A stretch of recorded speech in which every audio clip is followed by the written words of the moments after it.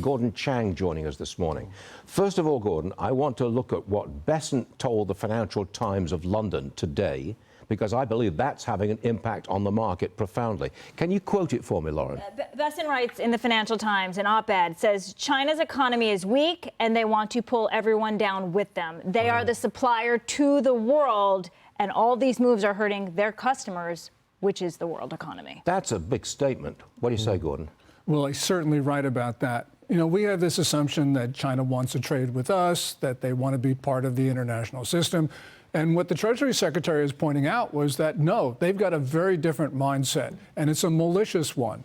So this is important for us because it means, yes, you can maybe talk to them on trade, but no, you'll never have an acceptable trade deal with them because they're just coming at the world from a very different place. Remember, President Trump had his Phase 1 trade deal of January 2020. The Chinese immediately violated it. And the question is, why should we be trying to get another trade deal when they already were dishonored the first one? Do we have any big cards to play in this? Any serious leverage? We've got the biggest card, and that is last year we ran a $295.5 billion trade deficit with China.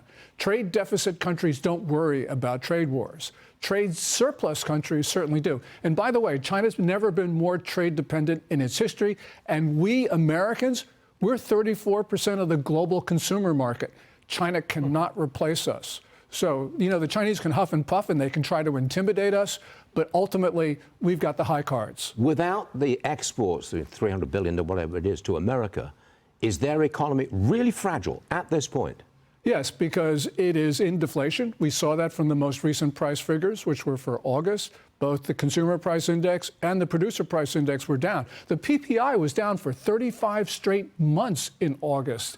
So, you know, this is deflation that country cannot get out of. So they're dumping the stuff that they used to export into their own market at lower prices. Is that it? Right. And then that market can't absorb it, so they've got to sell it. Now, last year they had a $992.2 billion trade surplus. This year it'll be a bit more, but the world can't absorb increases in Chinese goods. So there's a dead end to all of this because Chinese consumers can't absorb what the Chinese companies are producing. You have no problem with Trump imposing significant tariffs on China, as he has done with furniture and whatever else he's doing. He absolutely has to do that because, you know, otherwise we are going to have an economy which is completely decimated and will be completely at the mercy of the Chinese. But then you've got an ongoing escalating trade war, and it hurts us and our market. Yes, of course it hurts us. But, you know, we have maintained misguided China and trade policies for decades. And we Americans can't think we're going to get out of this without significant pain.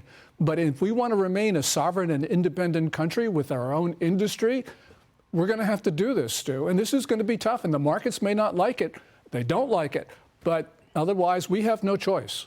Are they the enemy or just nasty rivals? They call us an enemy. In May 2019, they declared a people's war on us, which they define as total war. We're Americans, so we don't think propaganda is important, but for the Chinese, that's critical. So when Scott, the cow guy, says they're an adversary, yes, they are, but they're also an enemy.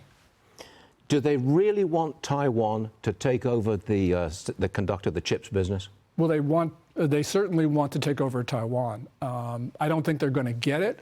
But we're seeing some very dangerous Chinese activity at Scarborough Shoal in the South China Sea. Okay. And there, that's probably where the next war in the world starts. It starts in the South China Sea. What are they doing in this shoal, Scarborough Shoal? They're bringing in the Chinese Navy and the Chinese Marine Militia, which are their fishing ships, and their Coast Guard, and they're deliberately ramming Philippine ships, which they did about 48 hours ago. So right now, this is a very volatile situation there. And thank God we haven't had a war start over that. But that's very much where I think the flashpoint in the world is. It's South China Sea. Gordon Chang sounding the alarm. We appreciate that, Gordon. Thank you very much indeed, sir.